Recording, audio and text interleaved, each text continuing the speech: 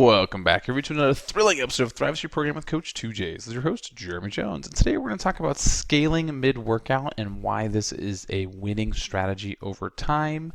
And then we're also going to talk about transitioning from hang power snatches to front squats.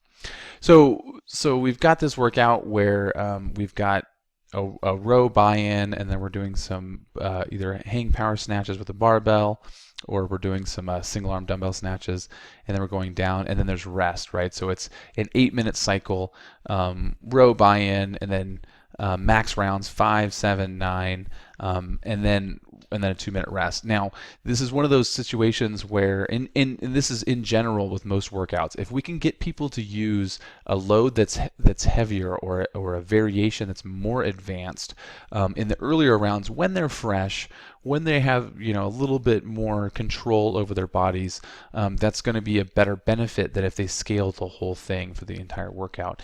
And I know culturally, what happened was, especially when we were using the RX terminology so much, that if people they wanted to write RX, so they would do the whole thing RX even if their form was bad or they took forever. Or the opposite was true.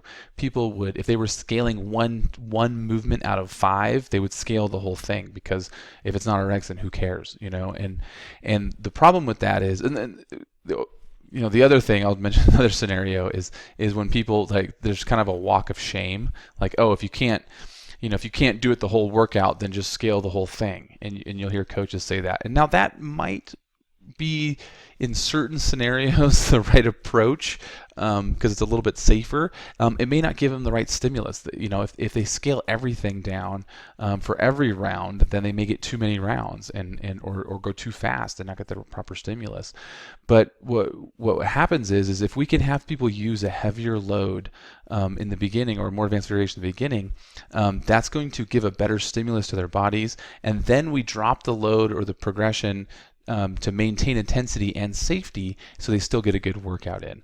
And then if you think about it, let's say if we were repeating workouts every few weeks, if they were to do that same workout where maybe they can't do any of it at let's say 65 pounds, and then in a couple weeks they do it again, but they do the first round at 65, the first cycle, they do a round or two at 65 pounds. And then the next time they do the full first cycle of 65 pounds and the first part of the second round, and you can see how that pays off. Where if the whole time they just keep doing it at 55 or 45 pounds, they're not going to progress as fast, because they're not using that, especially when they're fresh. So we want people to scale the workout, the movements or the loads mid-workout, especially if we want them to start a little aggressive and then scale down, right? And now you will have those bros, for the most part, always trying to use more weight than they have any business doing. This is a little bit different scenario, but you can have that conversation with them. Instead of telling them to go a little heavier, you say, okay, that's what you want to use? Okay, that's fine, but if you end up less than 1 minute per round, or excuse me, more than 1 minute, if you're taking longer than a minute per round, we're going to drop the weight. And you get them to agree to that ahead of time, so there's no argument with them in class. If you start seeing things start getting squirrely, they're not moving well, and just be like, no, we're going to drop the weight like we talked about, and they've already agreed to that. And then that way they don't feel it protects their ego a little bit, because they did some of the rounds at the heavier loads, but they're not risking injury, right? Because as we know, people left to their own devices especially dudes, will hurt themselves more often than not, right? So it's okay to scale mid-workout, and that's one of the reasons why we put so much effort into providing the scaling guide times, and then in addition to that, the times per round. So that we can be really good at coaching people to get the proper stimulus that we want. All right, so we've got our warm-up here. We are going to do some barbell stuff, especially because we've got a lot of barbell things going on in today's programming. And again, this is a really good time to coach people. We want to coach people when they're fresh, so they can actually absorb the knowledge that we're teaching, and they can actually focus on their technique and their timing versus doing it when they get fatigued. So that's one of the reasons why we include it in the dynamic warm-up. We're warming people up, but we're also getting more repetitions and coaching in. Then we're going to do some shoulder activation. People's shoulders are probably pretty spicy if they did the Friday workout. The Friday workout had a lot of shoulders in it, so just make sure people's shoulders are feeling good. Remember, one of the reasons that we do the mobility activation prehab stuff is also as a diagnostic check, just to make sure people's shoulders are operating correctly and they don't have surprising or unexpected pain when they shouldn't. So that's one of the reasons why we do that. Then we've got our skill practice warm-up, 10 minutes of a challenging hang power snatch times 2 plus an overhead squat times 2. So it's 2 hang power snatches, 2 overhead squats, which is kind of leaning into what we're doing in the Metcon. Again, just more chances to coach people and evaluate where they're at so that you can provide better coaching advice and scaling for the people in the class. Then we've got knocking on heaven's door. All right, so 3 cycles. It's 8 minutes per cycle with 2 minutes rest. We're going to do a row buy-in. This is also designed so that people can, if you don't have enough rowers, you should be able to do at least split it in half, right? So if you have half as many rowers as people, it should still work out. You might be able to get three people to share a rower if you have some really fast rowers, because it's going to be about 4 minutes per row. So you think about a 900 or 1,000 meters, so about 4.5 minutes. It would be tight, right? Because we are looking at a 10-minute including the rest cycle. So ideally, you would have half as many people. If you mix in a couple more air dynes or assault bikes or whatever, you should be able to get away with it fine, because again, they're going to have the first wave or whatever is going to have, you can give them 5 minutes to finish that effort, and then the next group will start at 5 minutes staggered. Then they'll never run into each other, right? If people can't do that row or that air dyne in 4 to 4.5 minutes, they just need to get off, right? That changes the workout, because they're not going to have enough time to get any of these rounds in. So we're going to do 5 hang power snatches, and then this is one thing that's a little bit different. We're going to do, it's either 7 front squats or 5 overhead squats. So for the people that can do overhead squats, they should probably do overhead squats, right? There's a few less reps. They're going to be a little bit more taxing because of the how advanced the movement is.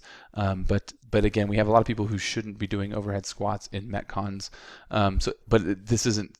We're setting it up to where they could do either one. So we're not saying that like, oh, you're not good enough to do overhead squats, so you're a less of a fit person. But it is there is a little bit of a benefit and a reward for people who can do the overhead squats. So they can go right from their last power snatch into their overhead squats, which is going to save them time, and in addition to doing a few less reps. Not to mention, a few less reps is going to be a little bit safer. But the transition between hang power snatches into the front squats is important.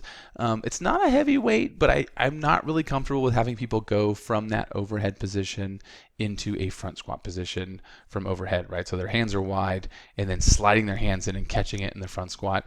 If they can do that, they could probably just do the overhead squats. Or if you have somebody who's really strong but just suffers from ankle mobility or shoulder mobility issues, they might be able to get away with it. I wouldn't teach that necessarily in the class. What I would have people do, what I recommend, is go ahead and go back to the hang after 5 hang power snatches, and then go to a close clean grip, and then just hang power clean it to the front squat. And if they squat clean the first rep, that actually counts as a rep. In fact, if they want to hang squat snatch the last hang power snatch, that would count as the first overhead squat. So they would basically do 4 hang power snatches, 1 hang squat snatch, and then 4 overhead squats. That is actually the most advanced way to do it, and it would get you the most rounds. But again, that's a very technical type of transition, and it should really only be reserved for people who have those abilities and are kind of considering competition. But we also have the goblet squat version, because if someone can't use a barbell, or you don't have enough space for barbells that day. And then we go right into some kipping pull-ups, and then we're just going to rep this out. So this is going to be very grip-centric, especially if they're doing the rows. It's important that they have good rowing technique and rowing form. If they're pulling too much with their arms, it's going to really punish them on the hang power snatches and the kipping pull-ups. And that's one of the reasons why this workout is designed that way, is because we want to make people do the movements correctly a little bit. If they if they try to muscle it and they don't have good form, it's going to be frustrating for them, and it's going to make their bodies kind of learn how to do the kipping pull-ups correctly or how to row correctly, as long as we're pointing it out to them and we're coaching it, right? Some people, if you don't ever mention it, they'll never pick it up. So you got to make sure that you actually make it a point to actually teach it that way. And then after each 8-minute cycle, it's going to be a 2-minute rest. Just remember that there's a row buy-in every cycle, but they should pick up where they left off. So we're still counting total rounds, so after the first cycle, they'll do their row buy-in, then they'll come back, and let's say after the first cycle they finished a few rounds plus 4 front squats. Then they'll come back and they'll pick up at the 5th front squat and then just continue the round. So they're gonna have to figure out how to measure rounds or write them down so they don't lose track. This is one of those weekend days where I figured a 28-minute workout should be plenty, so I did not include a cash out. That should be plenty. People should feel good after that. But that's it for today, guys. Thanks a lot, and thrive on.